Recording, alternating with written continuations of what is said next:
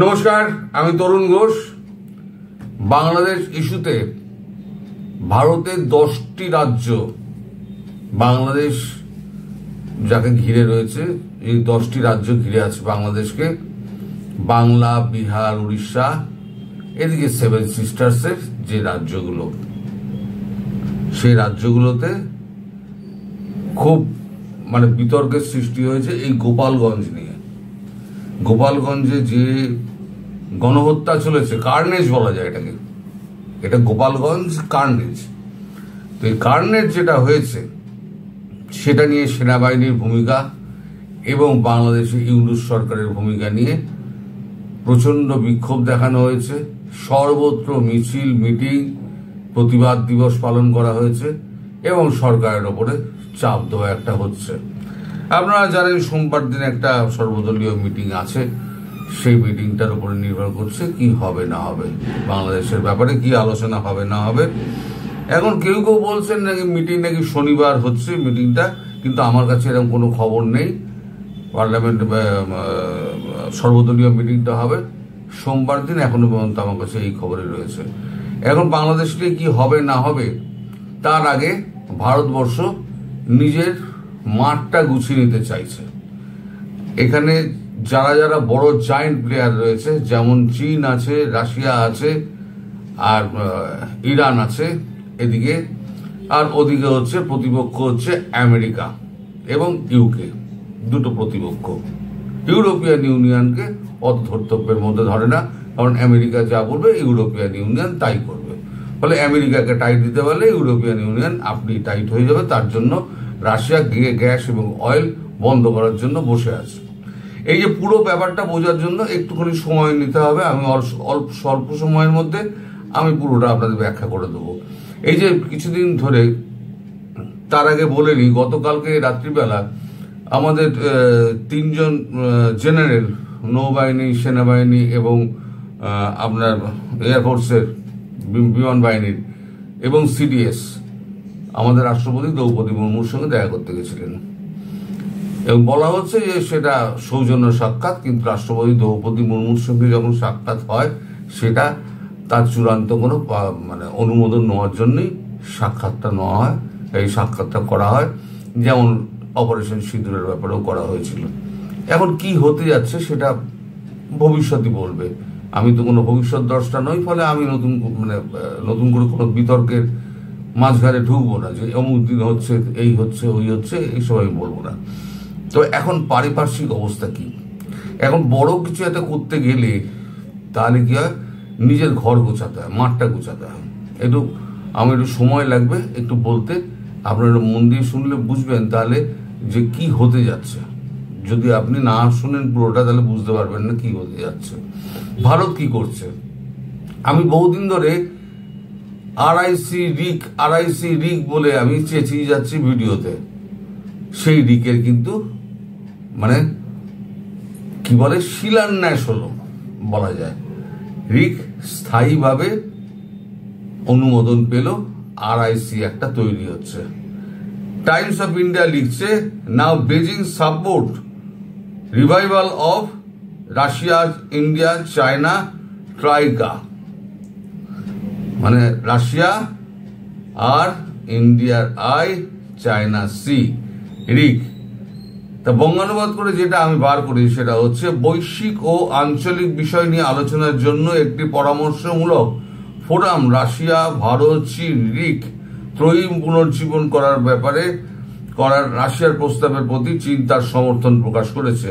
রিক পুনরুজ্জীবন করার জন্য Moscow, Beijing এবং নয়াদিল্লির সাথে সক্রিয়ভাবে আলোচনা করেছে।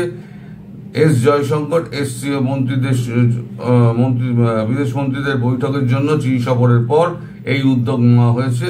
সেখানে তিনি তার চীনা প্রতিপক্ষদের সঙ্গে সাক্ষাৎ করেছেন। বৃহস্পতিবার রাশিয়ার সংবাদ পোর্টাল ইস্তেভিয়া রাশিয়ার উপপ্রধানমন্ত্রী আন্দ্রেই রুডেনকোর উদ্ধৃতি দিয়ে জানিয়েছে যে মস্কো আরআইসি ফরম্যাট অনুযায়ী চালু হওয়ার প্রত্যাশা করছে।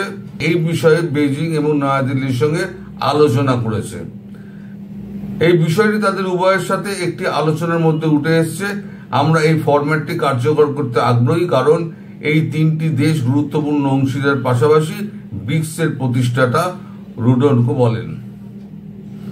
আর একটা খবর আছে, রাশিয়া, ইন্ডিয়া, চায়না বদলে যাবে বিশ্বের পুরো খেলাটাই। একজন হচ্ছে থ্রি মাস্কেটিয়ার্স, রাশিয়া, ভারত, চীন। তার মানে এটা করা হচ্ছে এই কারণে, একটা হচ্ছে গিয়ে ডোনাল্ড ট্রাম্পের মাথায় মুগুর মারো, এই যে ট্যারিফ ট্যারিফ ট্যারিফ ট্যারিফ করে এত লাফালাফি করছে না, তার মাথায় একটা মুগুর মারো। আর দুই হচ্ছে এই সাউথ ইস্ট এশিয়াতে তাদের আমেরিকার ঠোকাটাকে বন্ধ করে দাও। আমি বলেছি এর মধ্যে ইরান ঢুকবে, দেখবেন কদিন বাদে ইরান ঢুকে যাবে, তাহলে হবে কি RRIC, রিকি থাকবে, মধ্যখানে একটা আই যুক্ত হবে, সেটা সময়ের অপেক্ষা। তো এখন যদি ইরান ঢুকে যায়, তাহলে লোহিত সাগর থেকে একেবারে শুরু করে একেবারে বঙ্গোপসাগর অবধি একেবারে পুরো উপসাগরীয় অঞ্চল, হরমুজ প্রণালী, সমস্ত কিছু একেবারে ব্লক হয়ে যাবে। মানে আমেরিকা এবং রাশিয়া এবং আমেরিকা এবং ইউরোপকে, ব্রিটেনকে যদি আটলান্টিক পার হতে হয়, তাহলে তারা পার হতে পারবে না, ওই আটলান্টিকে দাঁড়িয়ে থাকতে হবে, কারণ এখানে ঢুকতে পারবে না, রিক আটকে দেবে।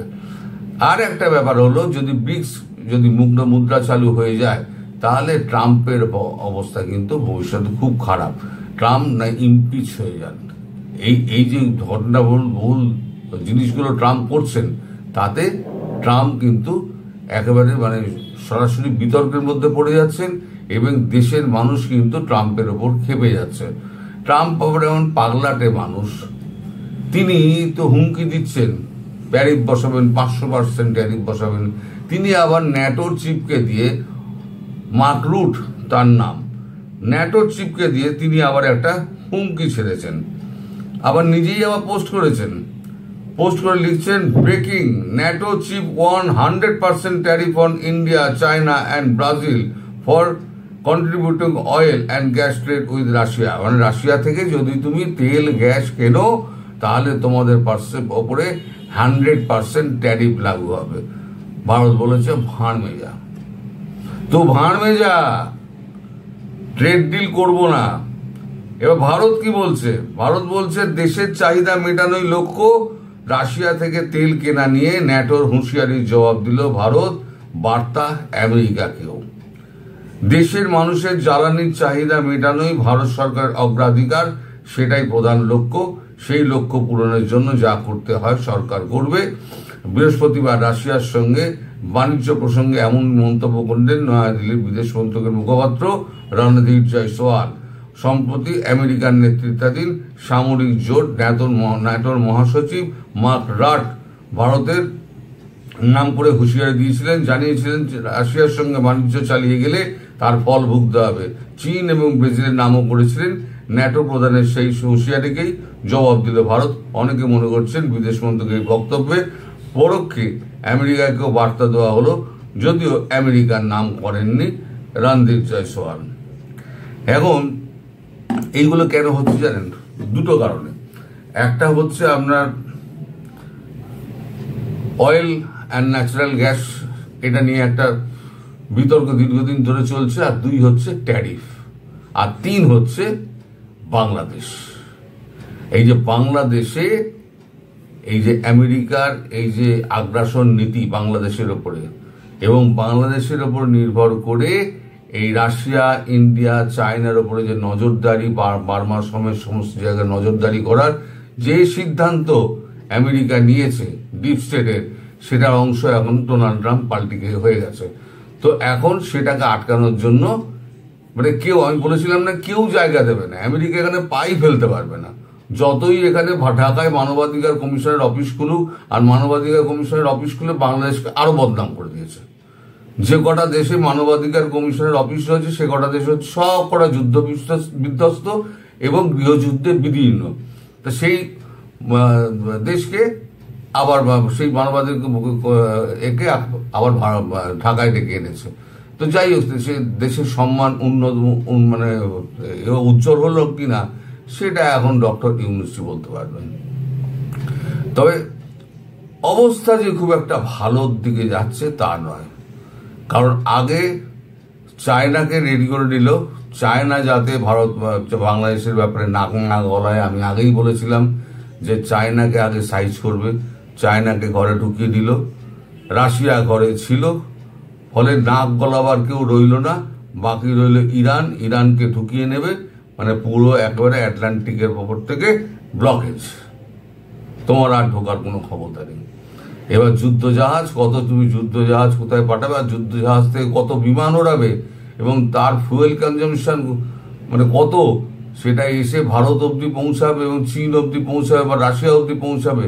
তারপরে তো মিসাইল আছেই, রাশিয়ার মিসাইল আছে, চীনের মিসাইল আছে, ভারতের মিসাইল আছে, ইরান যোগ দিলে ইরানের মিসাইল আছে। ইরানের 1 নম্বর শত্রু হচ্ছে আমেরিকা। ফলে ব্যাপার জমে ক্ষীর। এখন শুধু ওই সর্বদলীয় বৈঠকটাতে কি হয় সেটাই শুধু দেখার। তবে আমি মোদিজিকে বলবো, মোদিজি আর দেরি করবেন না, অনেক দেরি হয়ে গেছে, আর দেরি করবেন না। বাংলাদেশের মানুষগুলোকে, যেগুলো বেঁচে আছে তাদেরকে বাঁচানোর জন্য আর দেরি করবেন না। এবার যা করার তাড়াতাড়ি করুন। সবাই ভালো থাকবেন, সুস্থ থাকবেন এবং সাবধানে থাকবেন। নমস্কার।